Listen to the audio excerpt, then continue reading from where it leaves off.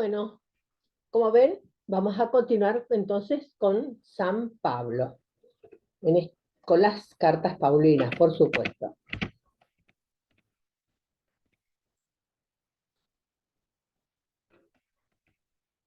La bibliografía que hemos visto es la de Zenén Vidal en su libro Pablo de Tarso a Roma y la de Ariel Álvarez Valdés, Enigmas de la vida de San Pablo.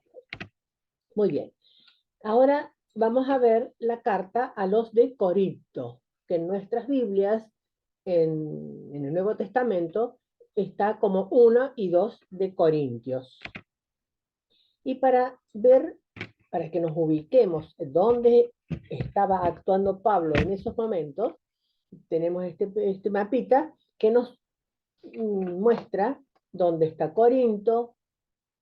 Acuérdense que Corinto está en el Peloponeso, y tiene un istmo que lo une a la Macedonia, a Acaya, y ahí está el Golfo de Corinto, el otro, el que los comunica después con el mar Egeo o con el mar Jónico para el occidente.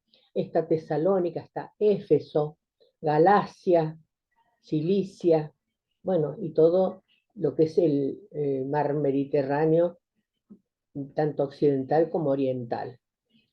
Esto para que nos ubiquemos dónde estaba actuando Pablo. Muy bien, vamos a hacer un poquito de historia, no pesada, un poquito como para que nos ubiquemos qué sucedía en esas comunidades cuando Pablo caminaba por allí fundando misiones. Corinto, recuerden que era una de las primeras ciudades que tenía más importante quizás de Atenas. No tenía un papel político últimamente, pero sí tenía una vida intelectual muy rica y una vida y tenía universidades importantes. Pero también era una ciudad muy rica y cosmopolita. Y gracias a esta posición estratégica entre dos mares, el mar Egeo y el mar Jónico, que tenía un puerto en cada uno de ellos. El que daba para el oriente era Cencreas y el otro, hacia el Adriático, era el Lequeo. Estaba unido, como dijimos, por un istmo que lleva su mismo nombre y comunicaba al Mediterráneo occidental y al Mediterráneo oriental. Aquí tenemos un bosquejo de eso. Acá está el Corinto y el puerto de Cencreas, que unía todo lo que venía del Asia, o sea, el Mediterráneo oriental, y Lequeo, el que unía al Adriático para llegar a Roma, Mediterráneo occidental. ¿Y cómo hacían ellos para unir? Utilizaban antiguamente navegaban alrededor del Peloponeso, pero resulta que era muy peligroso, había una costa muy rocosa, muchas tormentas, muy ventosas, y se producían continuos naufragios. Por lo tanto, preferían atravesar este istmo, que tenía unos 6,5 kilómetros a lo sumo, y para llevar las mercaderías. O sea que ellos llegaban al puerto, por ejemplo, al puerto de Cencreas, y transportaban a través de transportes que habían ideado eh, hasta el otro puerto para después volver a embarcar. Estas mercaderías, o a veces los navíos chiquitos que podían pasar por tierra, que llevaban de un puerto a otro, eran transportados por los esclavos y en una calzada especial que se llamaba diolcos. Esa diolcos, ahí está, tenía dos huellas donde estaban las ruedas del transportador que iban a empujar los esclavos. Esas ruedas se embadurnaban con grasa para que corrieran mejor. Esa era lo que llevaba en esos 6 kilómetros hasta un puerto a otro. Por lo tanto, permitía que marineros o los demás viajeros, turistas, mercaderes, lo que fueran, se quedaran varios días allí. Por lo tanto, se mezclaban, obviamente, comerciantes, religiosos, filósofos, había una continua ir y venir de culturas. se mezclaban entonces las culturas de Oriente y Occidente, incluso con la cultura griega que cultivaban los nativos. Bueno, esta ciudad entonces era famosa por su riqueza y su cultura, porque obviamente ellos cobraban impuestos por estos trabajos que hacían los esclavos, impuestos caros para llevar la mercadería, el peaje también era muy caro, y de eso vivían. Tal es así que sí que era tan rica, más o menos se consideraba que tenía 400.000 habitantes, más o menos. Dice que era tan rica Corinto que sus habitantes no pagaban impuestos, porque entraba el dinero y las riquezas permanentemente. Pero también había una relajación moral de sus habitantes y, por supuesto, el libertinaje dominaba las costumbres de la sociedad. Y posiblemente muchas otras ciudades portuarias eran igual, pero Corinto era la más famosa en ese aspecto. Incluso porque eh, ellos adoraban a Afrodita, era una diosa que adoraban, y, eh, la adoraban a través de la prostitución sagrada. Esto era proverbial en toda la cuenca del Mediterráneo. Allí también había otras actividades típicas de las zonas portuarias, diversiones, turismos y diversiones hasta el desenfreno, y le daba muy mala reputación, como dijimos. Tan es así que era proverbial decir que vivir al estilo de Corinto era cuando era el mal vivir de las personas. Incluso cuando alguien no estaba viviendo bien, se le decía que estaba corintizado. Bueno, acá hay imágenes de lo que es actualmente el canal. Pero dicen los historiadores que en el siglo VII, desde el siglo VII antes de Cristo, ya los emperadores, los reyes, ya se habían interesado por esto, sino que no tenían eh, no les favoreció la técnica, porque tenían que excavar para llegar a los dos mares y que se comunicaran. Por lo tanto, tenían grandes dificultades técnicas. Incluso dicen que hasta Nerón viajó hasta este lugar porque le interesaba hacer esto, que realmente se concretó en el siglo XIX, en los años 1800, ahí realmente se hizo el canal. Ahí estaría en obras, y ahí ya es el canal donde pasan barcos pequeños que no pueden tener más de 25 metros de ancho. Por supuesto, no es como el canal de Panamá. Muy bien. Viendo el ambiente, el contexto donde Pablo estaba allí para que nos expliquemos sus cartas y sus cosas, vamos a volver a Pablo. Pablo, si recordamos después de Antioquía, que tiene la discusión con Pedro, se va enojado, y toda la historia, Pablo comienza su misión autónoma, que va a abarcar 2 años y medio aproximadamente, desde el 49 al 51. Allí van a surgir las comunidades propiamente paulinas, Galacia, Macedonia, Acaya. Cuando Pablo llega a Corinto, encuentra que ya existe un grupo misionero importante que está dirigido por Prisca y Áquila, un matrimonio cristiano que ha trabajado muy bien y que incluso fueron echados de Roma, porque allí estaban formando una misión y fueron echados de Roma y se radicaron en Corinto. Se une a ellos y juntos cumplen una amplia y decisiva misión en la ciudad y en la región de Acaya. Y cada vez va tomando más envergadura y más importancia este movimiento cristiano. Allí va a fundar esa comunidad cristiana a principios de la década del 50. Estaría compuesta por algunos algunos de estos cristianos que procedían del judaísmo, pero la mayoría era de origen pagano, o sea, tenían una cultura helenista. Recordemos que la cultura helenista era con una mente mucho más abierta, mucho más libre, muy distinta a las que procedían del judaísmo con una mente muy cerrada, muy respetuosa de la ley. Esto es importante para después entender las cartas. Por supuesto, esta era una importante comunidad, como vemos, muy activa, pero también muy problemática, y esto va a quedar reflejado, como vamos a ver, en las cartas que continuamente se va a cruzar Pablo con la comunidad de Corinto. Esta misión, mientras iba tomando fuerza, a la vez era siendo criticada, porque había otro tipo de misioneros que venían a, mm, a contarles cuál era su misión y a hostigar a los seguidores de Pablo. Esta hostilidad entonces empieza a demostrársela a Pablo.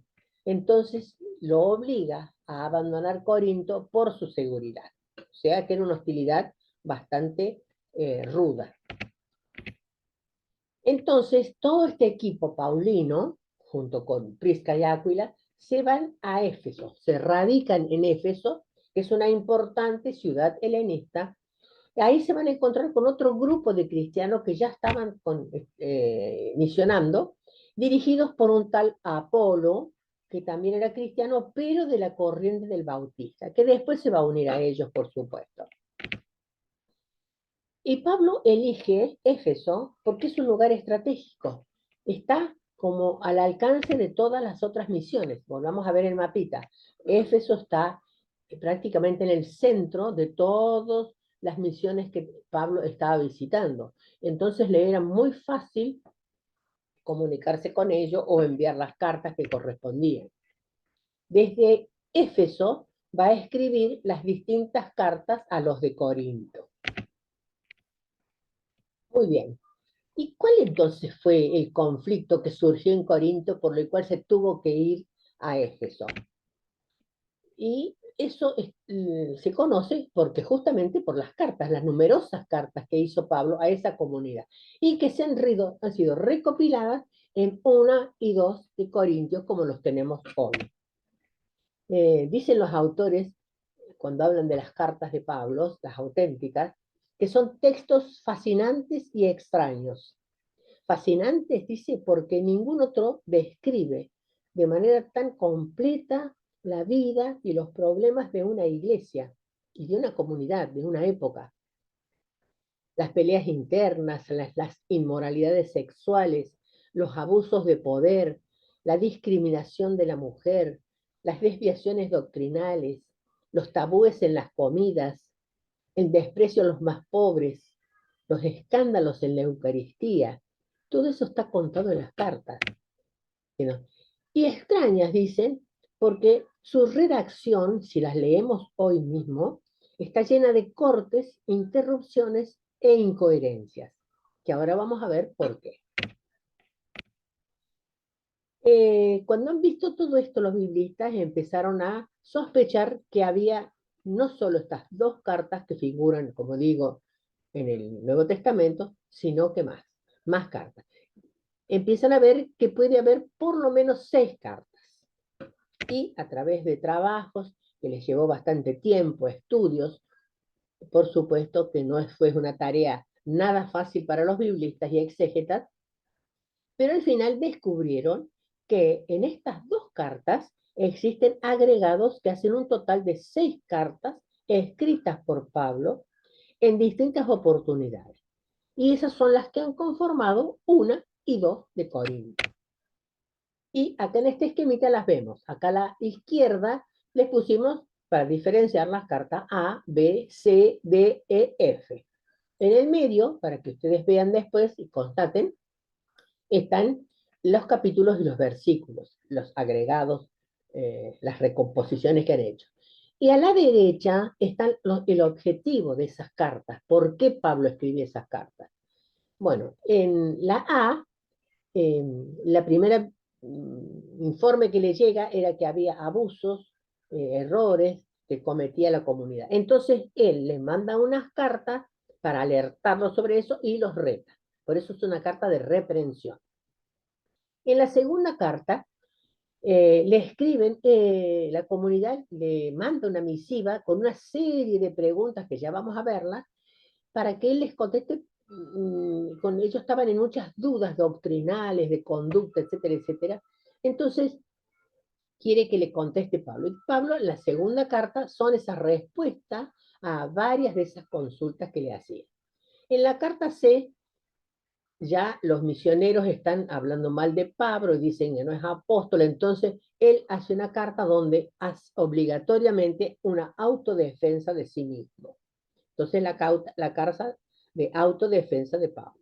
En la D, esa hostilidad, esa forma de menospreciar lo que tenían esos misioneros, llegó al máximo y la comunidad no lo quería. Entonces, ahí escribe esa carta con mucho dolor, explicándola, que se le llama la carta de las lágrimas.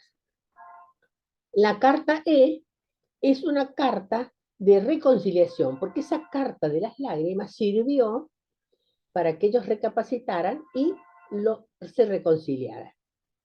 Entonces se llama carta de reconciliación. Y la carta F es una carta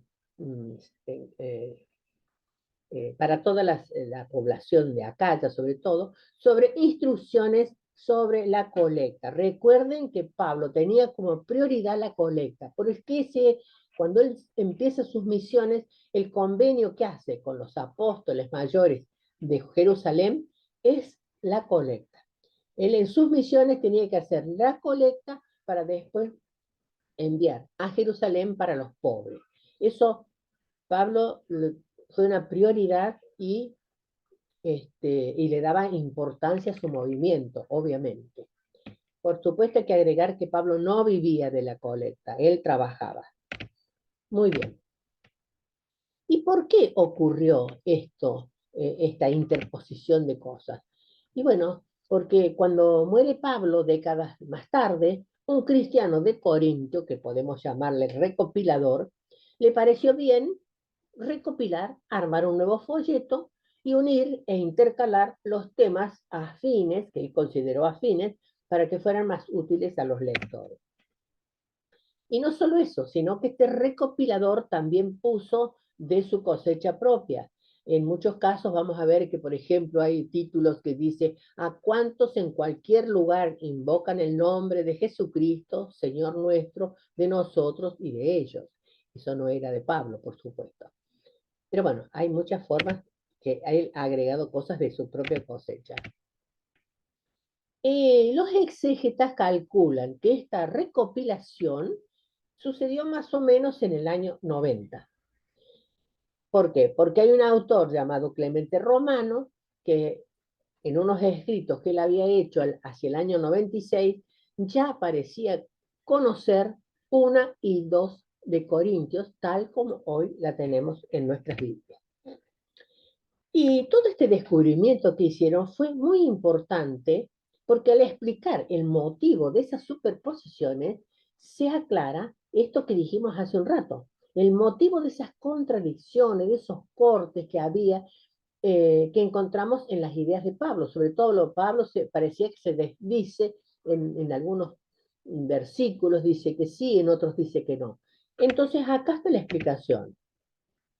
Y hicimos un cuadrito, un pequeño ejemplo. Por ejemplo, en el capítulo 1 dice, Pablo comenta la división en la comunidad. Lamenta. En el capítulo 11 dice, Pablo dice que conviene que haya divisiones. En otro dice que pueden comer carne sacrificada de los ídolos, en otro prohíbe comer esa carne. En otro que las mujeres pueden orar y profetizar en la iglesia, en otro les ordena guardar silencio y le prohíbe. Entonces, esto cuando uno lee el Corintio, como tenemos ahora, vemos que se desdice Pablo. Pero aquí está la explicación. En esta recopilación que hace este recopilador, digamos, lo puso en distintos momentos. Obviamente, ahora nos explicamos por qué. No es que Pablo se haya desdicho, sino que eran distintos momentos y distintos motivos. Muy bien. Y ahora sí nos vamos a meter bien en Corintios. Vamos a hacer el análisis del 1 y el 2 de Corintios. Vamos a ver primero 1, que está compuesta por 2 cartas. Pablo escribe 2 cartas a Corintios. ¿Y por qué escribe esas 2 cartas? Bueno, porque más o menos corre el año 53 y Pablo como ya sabemos, estaba en Éfeso. Hasta allí, hasta Éfeso, llegan a visitarlo tres líderes de la iglesia de Corinto, que le traen noticias, obviamente. Pablo estaba muy comunicado con todos. Estéfanas, Fortunato y Acai. Le traen esas noticias, que los fieles, dice, se han dividido en partidos según los distintos predicadores, lo que hablamos hace un rato. Las misioneros, o sea, están divididos, están mal entre ellos. Hay inmoralidad, que recurren a tribunales paganos para resolver conflictos en vez de hacerlo en su mismo grupo, que la celebración eucarística da lugar a desórdenes, algunos fieles niegan la resurrección, en fin. Si bien esta sociedad de Corinto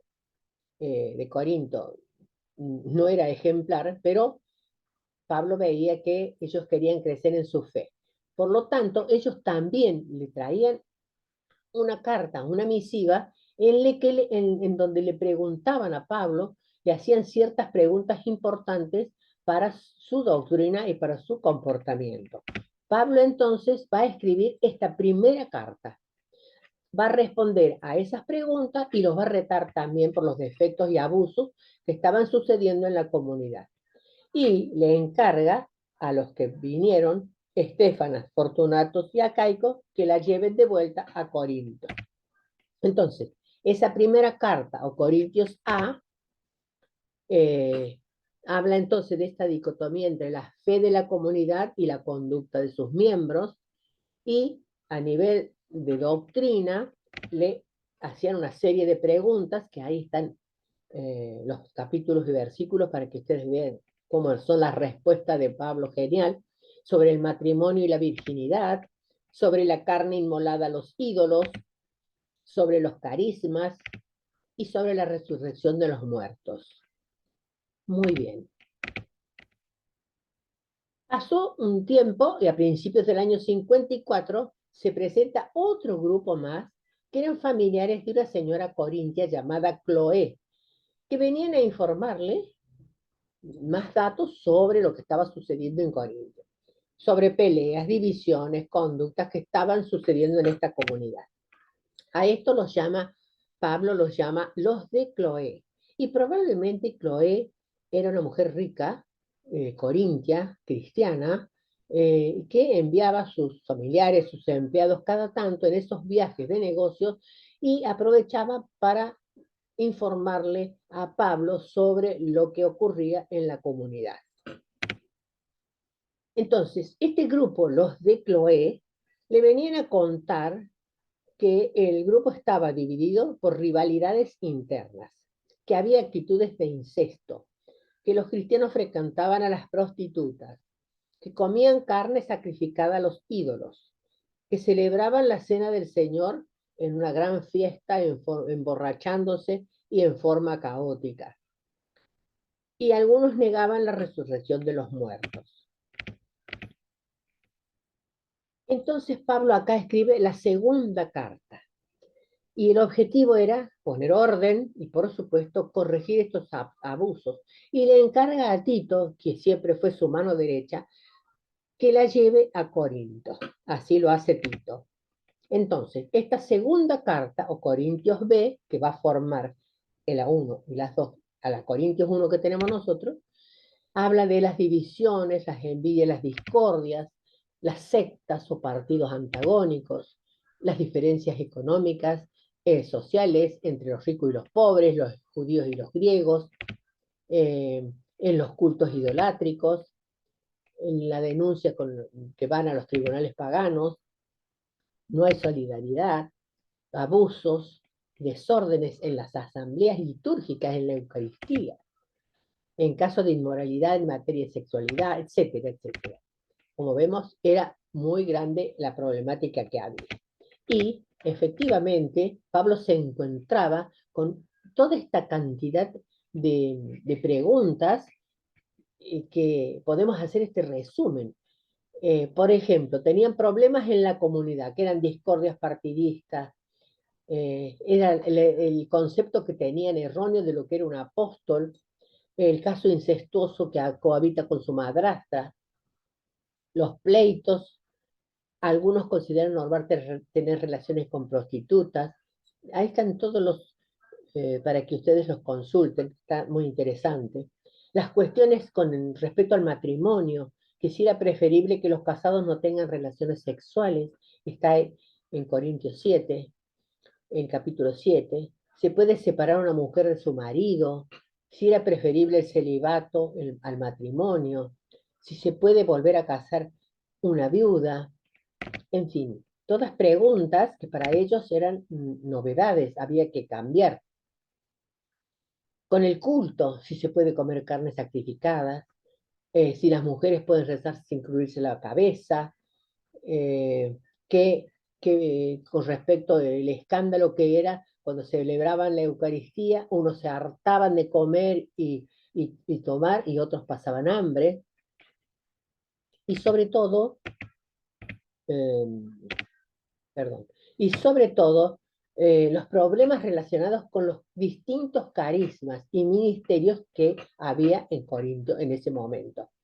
Sobre todo, que había hasta algunos que valoraban sobre todo alabar a Dios en lenguas extrañas y que nadie entendía. Y ellos hacían milagros, se ponían en trance, y obviamente que para todo eso ellos cobraban, ellos vivían de la comunidad, estos falsos misioneros. Y después los problemas en general relacionados con la resurrección, que no entendían, sobre la colecta, que querían saber qué era, y le preguntaban sobre las próximas visitas. Muy bien, vamos ahora a Corintios 2. Está compuesta por 4 cartas: Corintios C, Corintios D, Corintios E y Corintios F. Siguen llegando las noticias muy desalentadoras. En este caso se las trae Tito, que regresa de Corintios, y le informa que la comunidad había empeorado. ¿Y por qué? Porque se habían presentado unos misioneros extraños en la ciudad, por supuesto que intentaban alejar a los fieles de su enseñanza, pero no solo eso, sino que estaban desprestigiando a Pablo y predicaban contra él, negándole toda autoridad. Estos misioneros cristianos de origen judío helenista tenían, lo que dijimos hace un rato, una cultura helenista, era una cultura muy abierta de mente. Tenían una concepción y praxis misional diferentes a las paulinas. Y esto es lo que va a provocar críticas y acusaciones contra Pablo. Y la comunidad no lo va a ver con buenos ojos a Pablo. ¿Y qué decían aquellos misioneros de Pablo? Lo acusaban de no ser verdadero apóstol, es lo que más le dolía a Pablo, de no tener suficiente formación y conocimiento, de llevar una vida ambigua diciendo una cosa y haciendo otra, que era torpe para hablar y predicar. Y esto era cierto porque Pablo no era buen orador, era buen escritor. No hacer milagros como ellos, como dijimos recién, ellos hacían milagros, entre comillas. Carecer de autoridad espiritual y vivir de manera mundana e indecente, porque ellos siempre vivían en casas que les ofrecían, y a lo mejor Pablo ponía una carpa, en fin. Entonces, los corintios comienzan a cuestionar duramente esta autoridad de Pablo, desprestigiándola. Entonces le obliga a Pablo a escribir una carta donde se ve obligado a defenderse, para defender su ministerio apostólico y su condición de verdadero apóstol. Esa es la tercera carta. A esta se la va a llamar la carta de la apología, por la defensa que la hace, donde él se defiende diciendo, afirma que su trabajo es sincero y transparente, no como el de otros que predican por dinero. Reconoce que a veces parece un exaltado o un loco, pero que es por su amor a Dios le ha llevado a mostrarse así. Y aunque no tuvo la suerte de conocer directamente a Jesús, recibió su misión del propio Dios, lo cual le convierte en auténtico misionero. Y miren esta, sus credenciales de apóstol no son los milagros que realiza, sino los azotes, las cárceles, los desvelos y el hambre que debió padecer por amor a los corintios. ¿No les parece magnífico? Entonces, esta tercera carta a Corintios C es una preciosa carta donde Pablo, como dijimos, se ve obligado a defenderse a sí mismo y a la misión, por supuesto, y a su condición de apóstol. Se conserva solo el cuerpo de esa carta, tiene una añadidura que ahí está explicitada, y después ustedes la leen tranquilamente. Ahí están los pasos que tiene la cartita. Muy bien, pasa el tiempo, Timoteo regresa de Acaya y sigue trayendo malas noticias. La situación en Corintios ya es desesperante. Entonces allí Pablo decide organizar un viaje intempestivo con la esperanza de poner fin a esta problemática. Pero lamentablemente las cosas no salieron bien y al final su viaje fue un fracaso. ¿Por qué? Porque el conflicto con los corintios se agravó aún más. Incluso lo llegaron a ofender, a amenazar y maltratar, de tal manera que él se vio obligado a regresar a Éfeso desilusionado y sumamente amargado. Es acá entonces cuando va a escribir la cuarta carta, en el otoño del 53, muy dolido por causa de este éxito que habían tenido estos misioneros opositores, que iba cada vez en aumento. Y esta carta, como dijimos, es en defensa, como fue la otra anterior, pero esta es mucho más, eh, está escrita con mucha más tensión, con mucha más emotividad. Muestra su gran aflicción, su angustia en el corazón y las lágrimas que le provocó toda esta situación. Y aquí vemos esta habilidad que tenía Pablo de utilizar el manejo de la literatura helenista. Cuando ustedes la lean, se van a dar cuenta, tratando de defenderse y poner las cosas en su lugar. Una bella carta. Esta carta entonces se la conoció como la Carta de las Lágrimas. Y por supuesto, es un texto vehemente, apasionado, y él mismo dice que no lo escribió para que entristecerlos ni para que le tuvieran lástima, sino para manifestarles el amor que sentía por ellos. Y él esta carta se la manda nuevamente con Tito a los de Corinto. Entonces, esta cuarta carta, o Corintios C, la escribe, como dijimos, después de ese rechazo, cuando hace esa visita, muestra la amargura y el dolor que tiene, y se va a defender esas acusaciones. Allí están las partes que pueden leerlas. Después escribe una quinta carta, en el verano del 53, en Macedonia, ya no en Éfeso. ¿Por qué? Porque ya es liberado de su prisión en Éfeso. Si ustedes se acuerdan, Pablo en alguna oportunidad, esto a los últimos tiempos, estuvo preso, lo metieron preso, no se sabe cuál fue el motivo real de eso, pero sí estaba en peligro de su vida, porque era como que lo condenaban a muerte. Y lo salva, tampoco sabemos, los historiadores no saben cómo logran salvarlo Prisca y Áquila. Por lo tanto, debido a todo esto que pasa, tienen que abandonar Éfeso. Entonces, él se marcha a Troade, porque ahí parece que se iba a encontrar con Tito, que era el mediador que había mandado a Corinto, pero no lo encuentra y queda muy preocupado porque no sabe qué está pasando. Entonces, de Troade parte a Macedonia.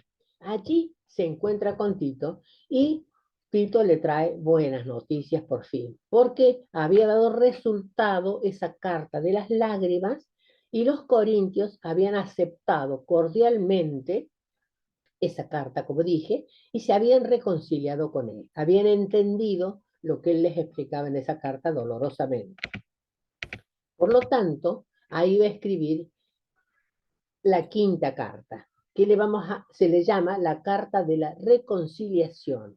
¿Por qué? Porque allí va a mostrar la alegría que tiene, porque vio ese efecto positivo que le dio la carta anterior y porque los vínculos con la comunidad corintia habían sido restaurados.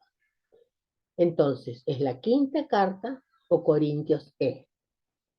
Es una carta, como dijimos, de reconciliación, que Pablo recurre a Tito como mediador. Tito es muy buen mediador. Esa gestión de Tito tuvo éxito. Y Pablo entonces muestra esa alegría y se siente reconfortado. Ahí están los capítulos y los versículos que hablan de esta carta. Y la sexta carta la va a escribir en el verano del 54 en Macedonia. Es una carta circular, le llaman, dirigida a todas las comunidades de Acaya con el fin de ultimar las instrucciones para la colecta que se hacía para las iglesias de Jerusalén, para la gente pobre de Jerusalén, y se hacía en las iglesias de la región. Lo interesante de esto es que los portadores eran Tito y otros 12 hermanos que eran los delegados oficiales para la colecta. Y esta carta les servía como credencial para presentarla en los lugares que ellos se acercaban para realizar la colecta. En esta carta se conserva solo el cuerpo, es una breve carta y contiene las instrucciones para la colecta en beneficio de los fieles de Jerusalén. Y ahí está también para que lo lean. Y acá entonces terminamos con la explicación de estas 6 cartas. Entonces nos preguntamos, ¿cuál es la herencia teológica que nos deja Pablo? Si bien las cartas pretenden ser una respuesta, ¿no es cierto?, por los problemas, las cuestiones que plantea,